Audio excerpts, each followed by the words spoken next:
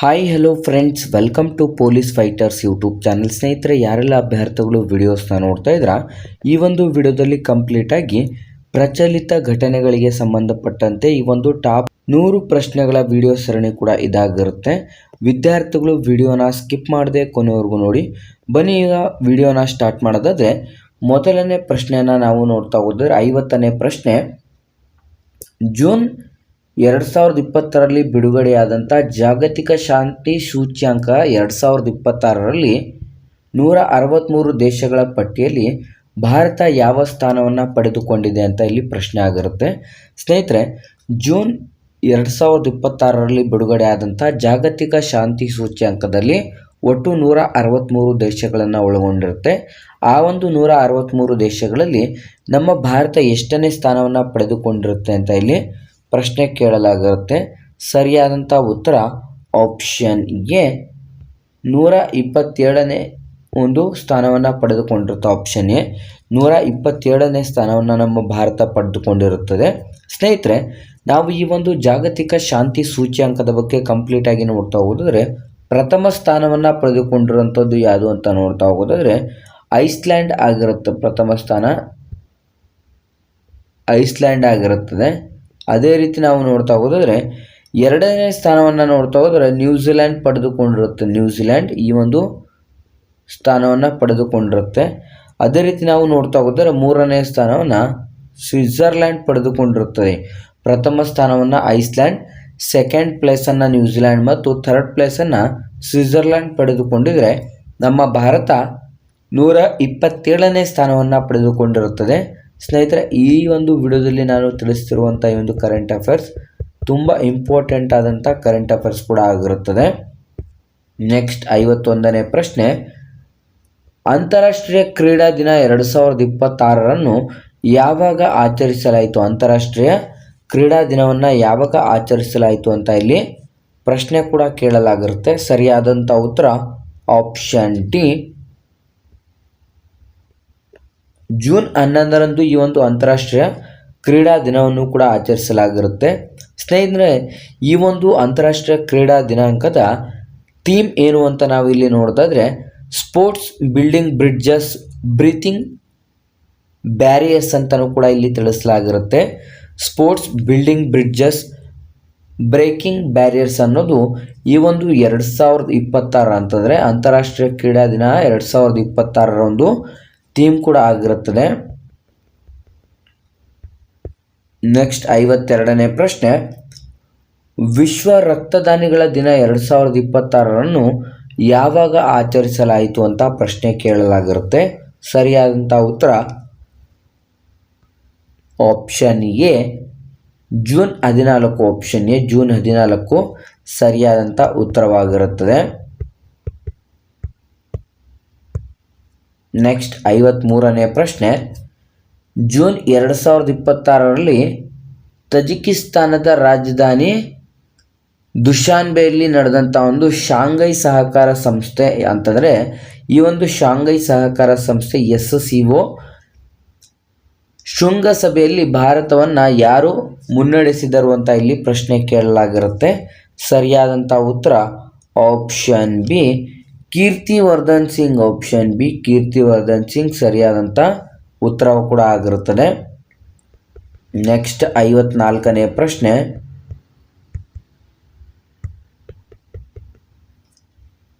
ಪ್ರತಿಷ್ಠಿತ Russia grand slam master cup 2026 ಗೆದ್ದಂಥ ಮೊದಲ ಭಾರತೀಯ ಮರಳು ಕಲಾವಿದ ಯಾರು ಅಂತ ಇಲ್ಲಿ ಪ್ರಶ್ನೆ ಆಗಿರುತ್ತೆ. ಸ್ನೇಹಿತರೆ, ಪ್ರತಿಷ್ಠಿತ Russia grand slam master cup 2026 ಗೆದ್ದಂಥ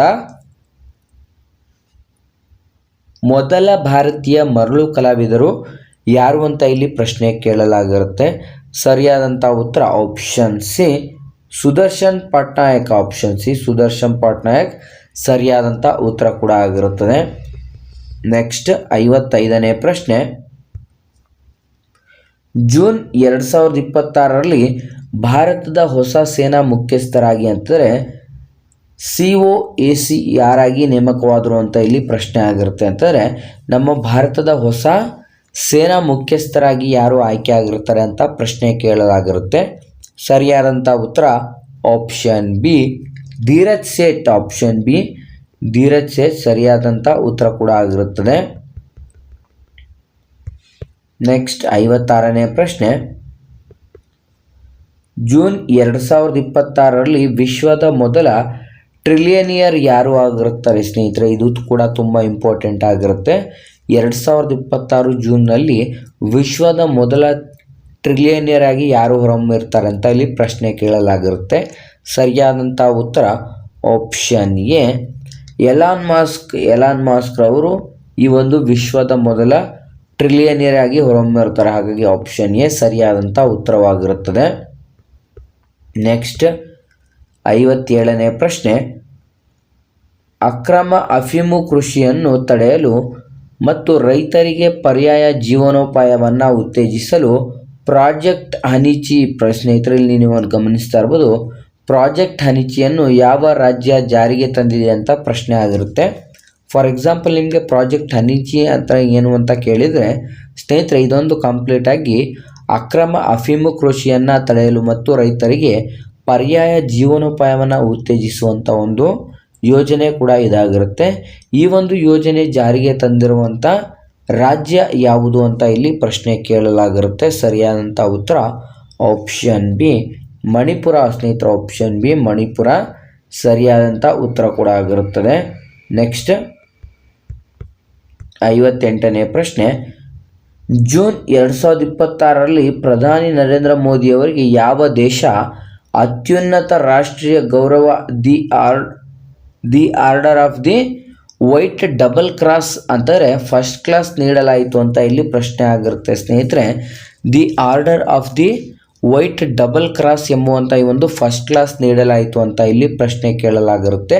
ಸರಿಯಾದಂಥ ಉತ್ತರ option D Slovakia. Option D Slovakia ಎಂಬಂಥ ದೇಶದವರು ಈ ಒಂದು order of the white double cross ಎಂಬುವಂಥದ್ದನ್ನು ನೀಡಿ ಗೌರವಿಸಿರುತ್ತಾರೆ.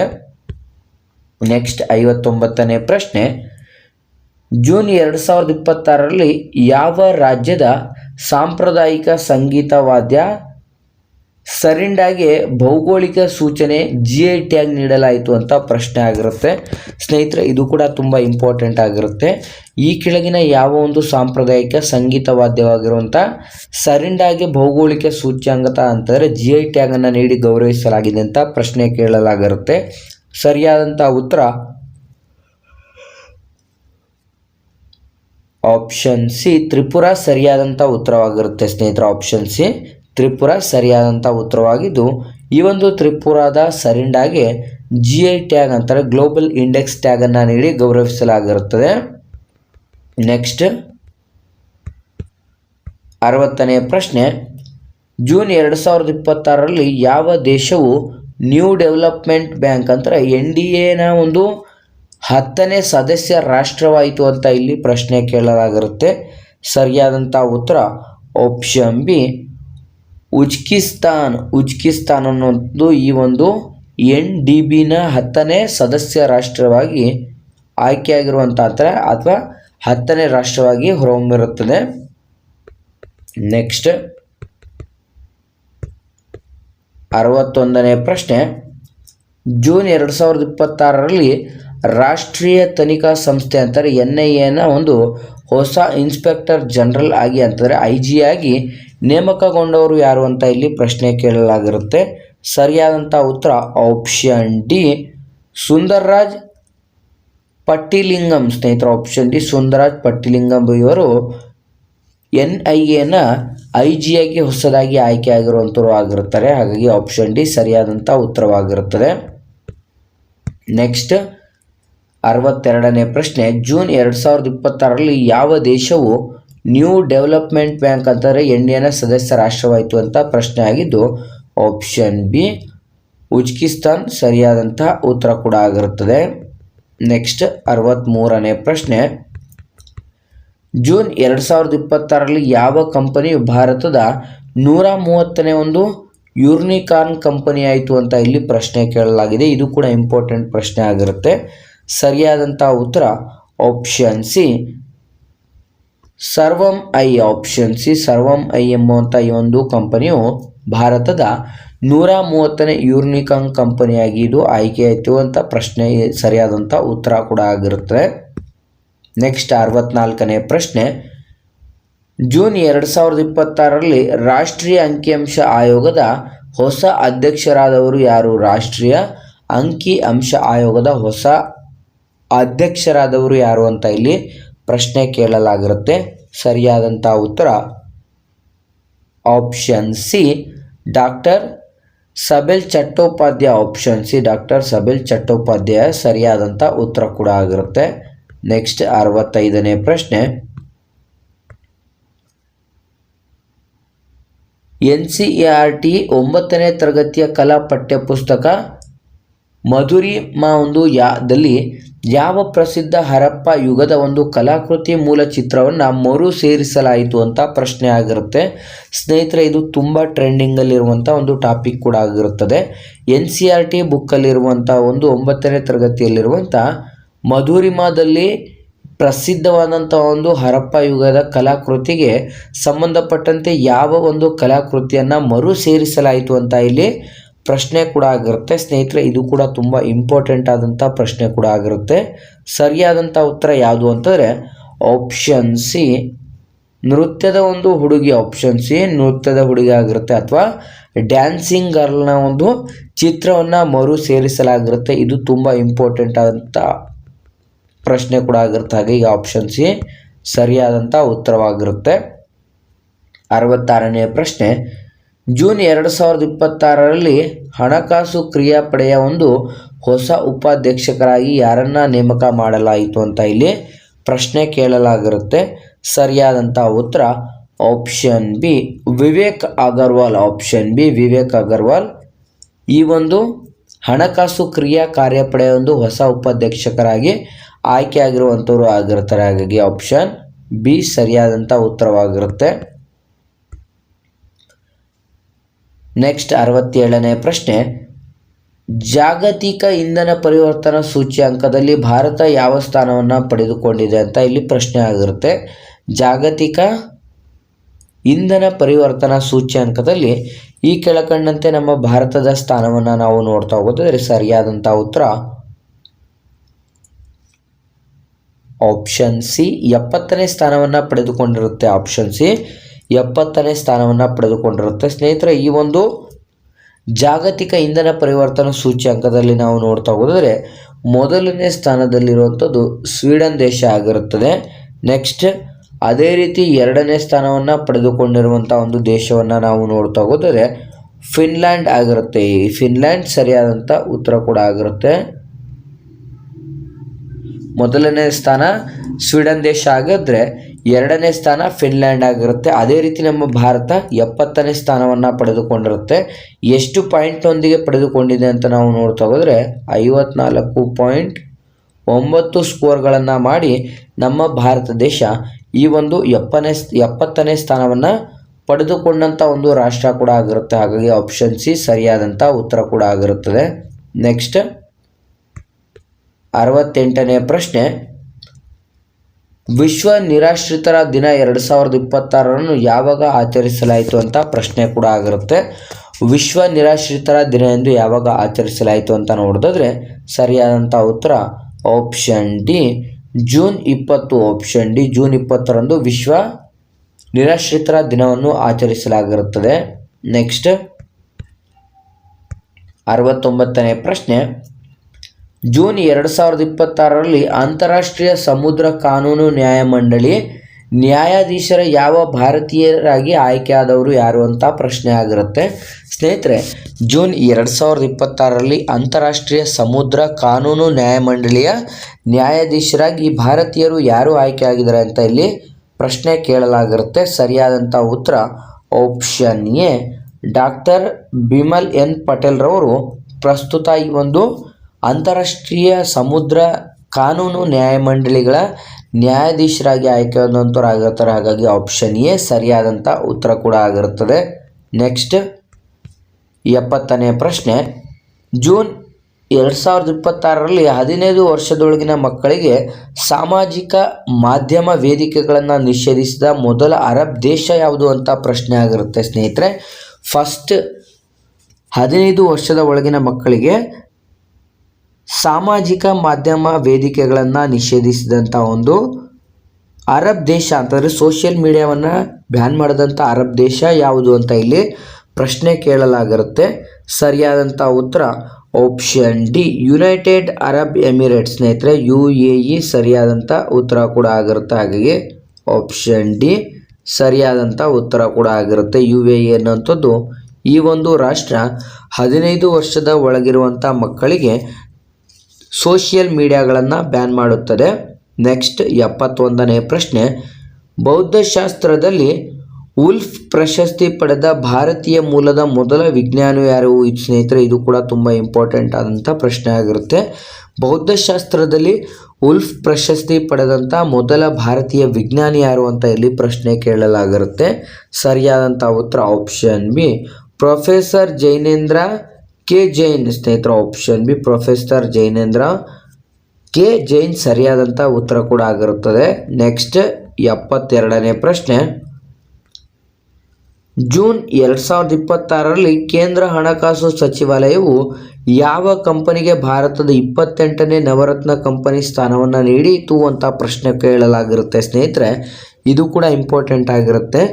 ಜೂನ್ 2026ರಲ್ಲಿ ಕೇಂದ್ರ ಹಣಕಾಸು ಸಚಿವಾಲಯವು ಈ ಕೆಳಕಂಡಂತೆ ಯಾವ ಕಂಪನಿಗೆ ಭಾರತದ 28ನೇ ನವರತ್ನ ಕಂಪನಿಯ ಸ್ಥಾನಮಾನವನ್ನು ನೀಡಿ ಗೌರವಿಸಲಾಗಿದೆ ಅಂತ ಇಲ್ಲಿ ಪ್ರಶ್ನೆ ಕೇಳಲಾಗಿರುತ್ತೆ. ಸರಿಯಾದಂಥ ಉತ್ತರ option D Chennai petroleum corporation limited. Chennai petroleum corporation limited option D ಸರಿಯಾದಂಥ ಉತ್ತರ ಕೂಡ ಆಗಿರುತ್ತದೆ. ನೆಕ್ಸ್ಟ್ 73ನೇ ಪ್ರಶ್ನೆ, 2025ರ ಉದ್ಘಾಟನಾ ಭಾರತೀಯ ಅಥ್ಲೆಟಿಕ್ ಪ್ರಶಸ್ತಿ ಪ್ರದಾನ ಸಮಾರಂಭದಲ್ಲಿ ವರ್ಷದ ಅತ್ಯುನ್ನತ ಪುರುಷ ಕ್ರೀಡಾಪಟು ಪ್ರಶಸ್ತಿಯನ್ನು ಯಾರು ಗೆದ್ದಿರುತ್ತಾರೆ ಅಂತ ಪ್ರಶ್ನೆ ಕೇಳಲಾಗಿರುತ್ತೆ. ಸ್ನೇಹಿತರೆ 2025ರ ಉದ್ಘಾಟನಾ ಭಾರತೀಯ ಅಥ್ಲೆಟಿಕ್ಸ್ ಪ್ರಶಸ್ತಿ ಪ್ರದಾನ ಸಮಾರಂಭದಲ್ಲಿ ಭಾರತದ ಈ ಒಂದು ವರ್ಷದ ಅತ್ಯುನ್ನತ ಪುರುಷ ಕ್ರೀಡಾಪಟು ಪ್ರಶಸ್ತಿಯನ್ನು ಗೆದ್ದಿರುವಂಥವ್ರು ಯಾರು ಅಂತ ಇಲ್ಲಿ ಪ್ರಶ್ನೆ ಕೇಳಲಾಗಿರುತ್ತದೆ. ಸರಿಯಾದಂಥ ಉತ್ತರ ಆಪ್ಷನ್ ಎ ನೀರಜ್ ಚೋಪ್ರಾ ಸರಿಯಾದಂಥ ಉತ್ತರವಾಗಿರುತ್ತೆ. ಆಪ್ಷನ್ ಎ ನೀರಜ್ ಚೋಪ್ರಾ ಸರಿಯಾದಂಥ ಉತ್ತರವಾಗಿರುತ್ತೆ. ಇವರು ನಮ್ಮ ಭಾರತ ದೇಶದ ಜಾವ್ಲಿನ್ ಥ್ರೋನ ಆಟಗಾರರು ಕೂಡ ಆಗಿರ್ತಾರೆ. ನೆಕ್ಸ್ಟ್ 74ನೇ ಪ್ರಶ್ನೆ,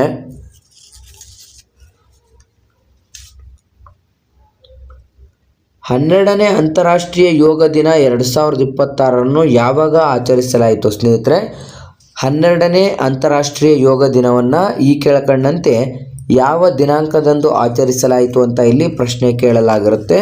ಸರಿಯಾದಂಥ ಉತ್ತರ ಆಪ್ಷನ್ ಬಿ ಜೂನ್ 21 ಸರಿಯಾದಂಥ ಉತ್ತರ ಕೂಡ ಆಗಿರುತ್ತೆ.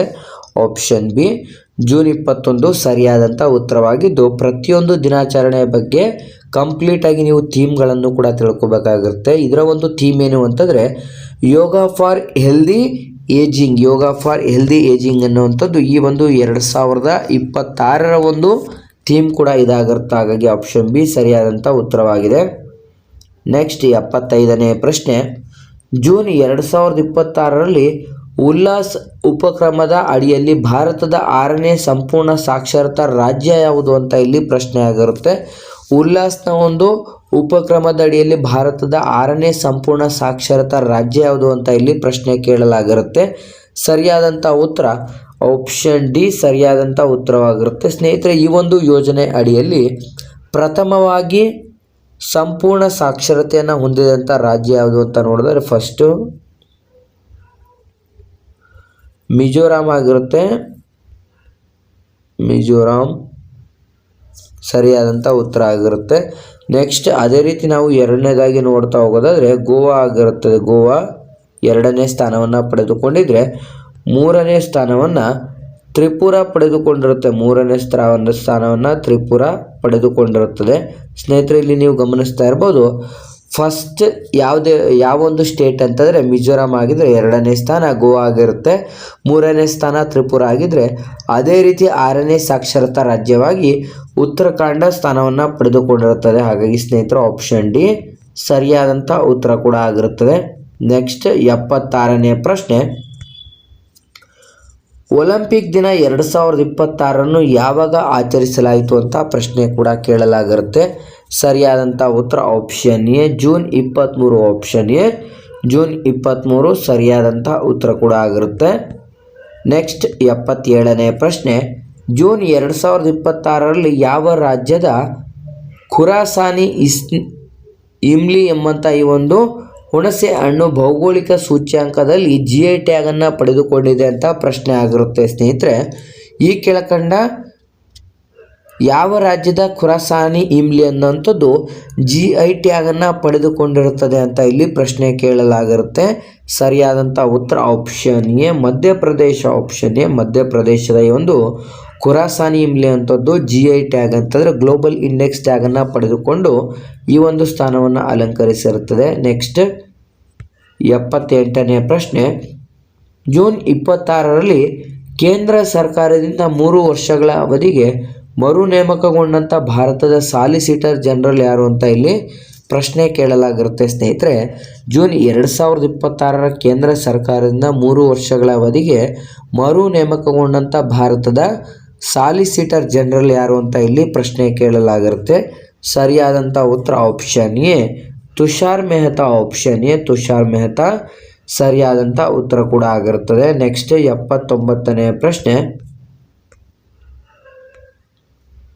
ಜೂನ್ 2026ರಲ್ಲಿ ವಾಟ್ಸಪ್ನ ಹೊಸ CEO ಆಗಿ ನೇಮಕಗೊಂಡವರು ಯಾರು ಅಂತ ಪ್ರಶ್ನೆ ಕೇಳಲಾಗಿರುತ್ತೆ ಸ್ನೇಹಿತರೆ. ಇದೀಗ ಹೊಸದಾಗಿ ಯಾವೆಲ್ಲ ಒಂದು CEOಗಳಾಗಿ ನೇಮಕವಾಗಿರ್ತಾರೆ ಅದು ಕೂಡ ತುಂಬ ಇಂಪಾರ್ಟೆಂಟ್ ಆಗಿರುತ್ತೆ. ಹಾಗಾಗಿ ಪ್ರಸ್ತುತ ಚಾಲ್ತಿಯಲ್ಲಿರುವಂಥದ್ದು ವಾಟ್ಸಪ್ನ CEO ಯಾರಾಗಿರ್ತಾರೆ ಅಂತ ಇಲ್ಲಿ ಪ್ರಶ್ನೆ ಕೇಳಲಾಗಿರುತ್ತೆ. ಸರಿಯಾದಂಥ ಉತ್ತರ option B Kunal Shah. Option B Kunal Shah ಇದು ಈ ಒಂದು ವಾಟ್ಸಪ್ನ CEO ಆಗಿ ಹೊಸದಾಗಿ ನೇಮಕವಾಗಿರುವಂಥವ್ರು ಆಗಿರ್ತಾರೆ. ನೆಕ್ಸ್ಟ್ 80ನೇ ಪ್ರಶ್ನೆ, QS ವಿಶ್ವ ಭವಿಷ್ಯದ ಕೌಶಲ್ಯ ಸೂಚ್ಯಂಕ 2027ರಲ್ಲಿ ಭಾರತ ಯಾವ ಸ್ಥಾನವನ್ನು ಪಡೆದುಕೊಂಡಿದೆ ಸ್ನೇಹಿತರೆ? QS ವಿಶ್ವದ ಭವಿಷ್ಯದ ಕೌಶಲ್ಯ ಸೂಚ್ಯಂಕದಲ್ಲಿ ಭಾರತ ಎಷ್ಟನೇ ಸ್ಥಾನವನ್ನು ಪಡೆದುಕೊಂಡಿದೆ ಅಂತ ಇಲ್ಲಿ ಪ್ರಶ್ನೆ ಕೇಳಲಾಗಿರುತ್ತೆ. ಸರಿಯಾದಂಥ ಉತ್ತರ ಆಪ್ಷನ್ ಡಿ 13ನೇ ಸ್ಥಾನವನ್ನು ಪಡೆದುಕೊಂಡಿರುತ್ತೆ ಸ್ನೇಹಿತರೆ. ಆಪ್ಷನ್ ಡಿ 13ನೇ ಸ್ಥಾನವನ್ನು ನಮ್ಮ ಭಾರತ ಪಡೆದುಕೊಂಡಿದ್ರೆ ಪ್ರಥಮ ಸ್ಥಾನವನ್ನು ಪಡೆದುಕೊಂಡಂಥ ದೇಶ USA ಆಗಿರುತ್ತೆ. ಪ್ರಥಮ ಸ್ಥಾನ USA ಆಗಿರುತ್ತೆ. ಅದೇ ರೀತಿ 2ನೇ ಸ್ಥಾನವನ್ನು ಆಸ್ಟ್ರೇಲಿಯಾ ಪಡೆದುಕೊಂಡಿರುತ್ತೆ. ಅದೇ ರೀತಿ 3ನೇ ಸ್ಥಾನವನ್ನು UK ಪಡೆದುಕೊಂಡಿರುತ್ತೆ. UK ಅಥವಾ ಇಂಗ್ಲೆಂಡ್ ಪಡೆದುಕೊಂಡಿರುತ್ತೆ ಸ್ನೇಹಿತರೆ. QS ವಿಶ್ವದ ಭವಿಷ್ಯ ಕೌಶಲ್ಯ ಸೂಚ್ಯಾಂಕದಲ್ಲಿ ನಮ್ಮ ಭಾರತದ ಸ್ಥಾನ 13ನೇ ಸ್ಥಾನ ಆಗಿದ್ರೆ ಪ್ರಥಮ ಸ್ಥಾನ USA ಆಗಿರುತ್ತೆ, 2ನೇ ಸ್ಥಾನ ಆಸ್ಟ್ರೇಲಿಯಾ, 3ನೇ ಸ್ಥಾನ UK ಸರಿಯಾದಂಥ ಉತ್ತರ ಕೂಡ ಆಗಿರುತ್ತದೆ. ನೆಕ್ಸ್ಟ್ 81ನೇ ಪ್ರಶ್ನೆ ಕಡೆಗೆ ನಾವು ಹೋಗ್ತಾ ಹೋದರೆ,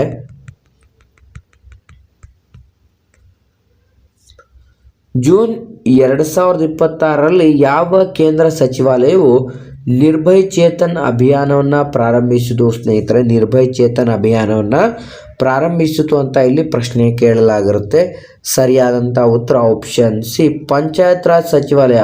ಪಂಚಾಯತ್ ರಾಜ್ ಸಚಿವಾಲಯದಿಂದ ಈ ಒಂದು ನಿರ್ಭಯ್ ಚೇತನ್ ಎಂಬುವಂಥದ್ದನ್ನು ಪ್ರಾರಂಭಿಸಲಾಗಿರುತ್ತದೆ. ನೆಕ್ಸ್ಟ್ 82ನೇ ಪ್ರಶ್ನೆ, ಜೂನ್ 2026ರಲ್ಲಿ ಭಾರತವು ತನ್ನ ಅತ್ಯಂತ ಭಾರವಾದಂಥ ಒಂದು ಸ್ಥಳೀಯ 120 mm ವಾಹನ ಆರೋಹಿತವಾಗಿರುವಂಥ ಗಾರೆ ವ್ಯವಸ್ಥೆ ಗರುಡಾಸ್ತ್ರ ಎಂಬುವನ್ನತನ್ನು ಯಶಸ್ವಿಯಾಗಿ ಪರಿಚಯಿಸಿತು ಅಥವಾ ಪರೀಕ್ಷಿಸಿತು ಅಂತ ಇಲ್ಲಿ ಪ್ರಶ್ನೆ ಕೇಳಲಾಗಿರುತ್ತೆ ಸ್ನೇಹಿತರೆ.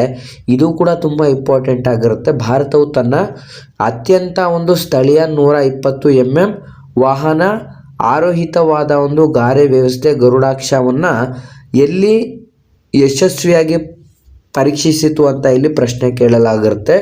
ಸರಿಯಾದಂಥ ಉತ್ತರ ಆಪ್ಷನ್ ಡಿ ಇನ್ಫೆಂಟ್ರಿ ಶಾಲೆ ಮಧ್ಯಪ್ರದೇಶ. ಆಪ್ಷನ್ ಡಿ ಸರಿಯಾದಂಥ ಉತ್ತರ ಕೂಡ ಆಗಿರುತ್ತದೆ.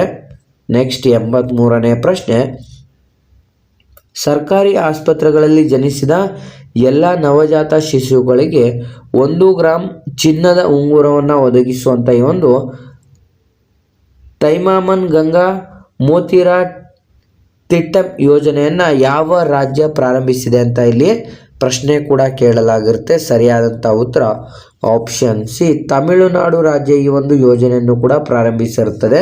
ಈ ಒಂದು ತಮಿಳುನಾಡಿನ ನೂತನ ಮುಖ್ಯಮಂತ್ರಿ ಆದಂಥವ್ರು ಯಾರು ಅಂತಂದರೆ ಜೋಸೆಫ್ ವಿಜಯ್ ಅಂತಂದರೆ CM ಆಗಿ ಇವರು ವಿಜಯ್ ಅವರು ಈ ಒಂದು ಯೋಜನೆಯನ್ನು ಜಾರಿಗೆ ತಂದಿರ್ತಾರೆ. ಹಾಗಾಗಿ ಆಪ್ಷನ್ ಸಿ ಸರಿಯಾದಂಥ ಉತ್ತರ ಕೂಡ ಆಗಿರುತ್ತೆ. ನೆಕ್ಸ್ಟ್ 84ನೇ ಪ್ರಶ್ನೆ, ಜೂನ್ 2026ರಲ್ಲಿ ಬಿಡುಗಡೆಯಾದಂಥ ಒಂದು ಟಾಪ್ 500 ಪಟ್ಟಿಯ 67ನೇ ಆವೃತ್ತಿಯ ಪ್ರಕಾರ ಯಾವ ಸೂಪರ್ ಕಂಪ್ಯೂಟರ್ ವಿಶ್ವದ ಅತ್ಯಂತ ಶಕ್ತಿಶಾಲಿಯಾಗಿದೆ ಅಂತ ಇಲ್ಲಿ ಪ್ರಶ್ನೆ ಕೂಡ ಕೇಳಲಾಗಿರುತ್ತೆ. ಸರಿಯಾದಂಥ ಉತ್ತರ ಆಪ್ಷನ್ ಡಿ ಚೀನಾ ಸರಿಯಾದಂಥ ಉತ್ತರ ಕೂಡ ಆಗಿರುತ್ತದೆ. ಸ್ನೇಹಿತರೆ, ನೀವು ಗಮನಿಸ್ತಾ ಇರ್ಬೋದು, ಟಾಪ್ 500 ಪಟ್ಟಿಯ 67ನೇ ಆವೃತ್ತಿಯ ಪ್ರಕಾರ ಲೈನ್ ಶೈನ್ ಚೀನಾ ಎಂಬಂಥ ಈ ಒಂದು ಕಂಪ್ಯೂಟರ್ ವಿಶ್ವದ ಅತ್ಯಂತ ಶಕ್ತಿಶಾಲಿಯಾದಂಥ ಒಂದು ಕಂಪ್ಯೂಟರ್ ಕೂಡ ಆಗಿರುತ್ತೆ. ಹಾಗಾಗಿ ಆಪ್ಷನ್ ಡಿ ಸರಿಯಾದಂಥ ಉತ್ತರ ಕೂಡ ಆಗಿರುತ್ತೆ. ನೆಕ್ಸ್ಟ್ 85ನೇ ಪ್ರಶ್ನೆ, ಜೂನ್ 2026ರಲ್ಲಿ ಯಾವ ರಾಜ್ಯದ ಸಾಂಪ್ರದಾಯಿಕ ಜಸ್ನಾದ್ ಪಟಾರಿ ಕುಶಲಕರ ವಸ್ತು ಈ ಒಂದು GI ಟ್ಯಾಗನ್ನು ಪಡೆದುಕೊಂಡಿದೆ ಅಂತ ಪ್ರಶ್ನೆ ಆಗಿರುತ್ತೆ. ಸ್ನೇಹಿತರೆ, ನೀವು ಇಲ್ಲಿ ಗಮನಿಸ್ತಾ ಇರ್ಬೋದು,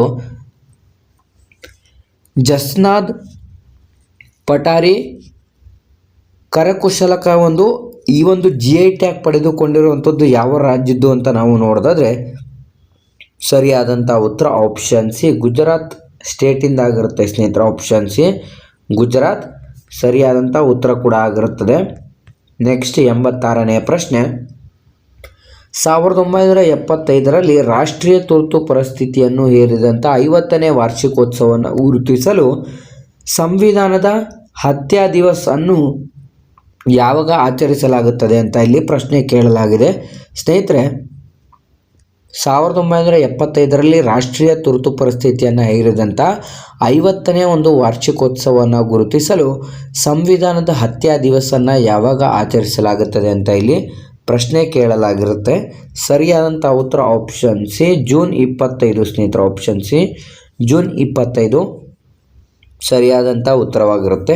ಈ ಒಂದು 1975ರ ಕಾಲದಲ್ಲಿ ನಮ್ಮ ಭಾರತದ ಪ್ರಧಾನಿಗಳು ಯಾರಾಗಿದ್ರು ಅಂತ ನೋಡೋದಾದ್ರೆ ಇಂದಿರಾ ಗಾಂಧಿ ಸರಿಯಾದಂಥ ಉತ್ತರವಾಗಿರುತ್ತೆ. ಇಂದಿರಾ ಗಾಂಧಿಯವರ ಕಾಲದಲ್ಲಿ ಈ ಒಂದು ಸಂವಿಧಾನ ಹತ್ಯಾ ದಿವಸನ್ನು ನಾವು ಸ್ನೇಹಿತರೆ ನೋಡೋದಾದ್ರೆ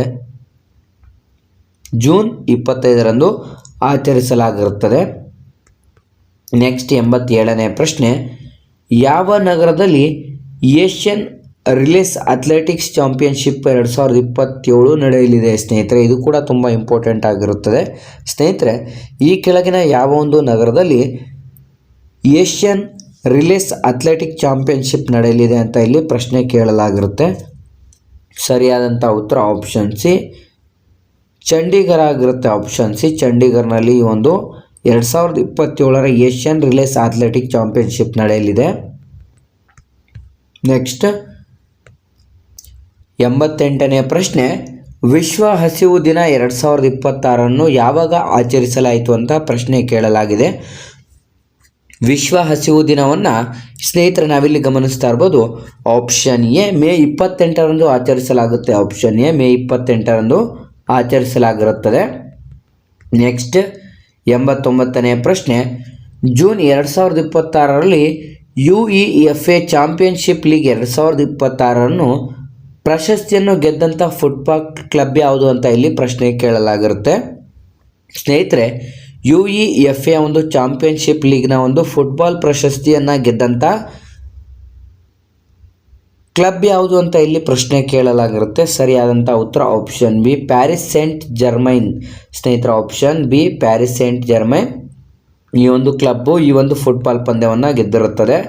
ನೆಕ್ಸ್ಟ್ 90ನೇ ಪ್ರಶ್ನೆ, ಭಾರತದ ಯಾವ ನಗರದಲ್ಲಿ ಯುನೈಟೆಡ್ ಕಿಂಗ್ಡಮ್ನ ಲಿವರ್ಪೂಲ್ ವಿಶ್ವವಿದ್ಯಾಲಯವು ತನ್ನ ಮೊದಲ ಅಂತಾರಾಷ್ಟ್ರೀಯ ಶಾಖಾ ಆವರಣವನ್ನು ಸ್ಥಾಪಿಸಲು ಅನುಮೋದನೆ ಪಡೆದಿದೆ ಅಂತ ಇಲ್ಲಿ ಪ್ರಶ್ನೆ ಕೇಳಲಾಗಿರುತ್ತೆ. ಸ್ನೇಹಿತರೆ, ಭಾರತದ ಯಾವ ಒಂದು ನಗರದಲ್ಲಿ ಯುನೈಟೆಡ್ ಕಿಂಗ್ಡಮ್ನ ಲಿವರ್ಪೂಲ್ನ ವಿಶ್ವವಿದ್ಯಾಲಯವು ತನ್ನ ಮೊದಲ ಅಂತಾರಾಷ್ಟ್ರೀಯ ಶಾಖಾ ಆವರಣವನ್ನು ಸ್ಥಾಪಿಸಲು ಅನುಮೋದನೆಯನ್ನು ಪಡೆದುಕೊಂಡಿದೆ ಅಂತ ನೋಡೋದಾದ್ರೆ ಸರಿಯಾದಂಥ ಉತ್ತರ ಆಪ್ಷನ್ ಬಿ ಬೆಂಗಳೂರಿನಲ್ಲಿ. ಸ್ನೇಹಿತರೆ, ಆಪ್ಷನ್ ಬಿ ಬೆಂಗಳೂರಿನಲ್ಲಿ ಸರಿಯಾದಂಥ ಉತ್ತರ ಕೂಡ ಆಗಿರುತ್ತದೆ. ನೆಕ್ಸ್ಟ್ 91ನೇ ಪ್ರಶ್ನೆ, 20 ಲಕ್ಷ ಗ್ರಾಮೀಣ ಮನೆಗಳಿಗೆ ಹೈಸ್ಪೀಡ್ ಇಂಟರ್ನೆಟ್ ಸಂಪರ್ಕವನ್ನು ಒದಗಿಸುವಂಥ ಈ ಕೆಳಕಂಡ ಯಾವ ರಾಜ್ಯ ಸರ್ಕಾರವು ಪ್ರಾಜೆಕ್ಟ್ ಗಂಗಾನು ಪ್ರಾರಂಭಿಸಿದೆ ಅಂತ ಇಲ್ಲಿ ಪ್ರಶ್ನೆ ಕೇಳಲಾಗಿರುತ್ತೆ.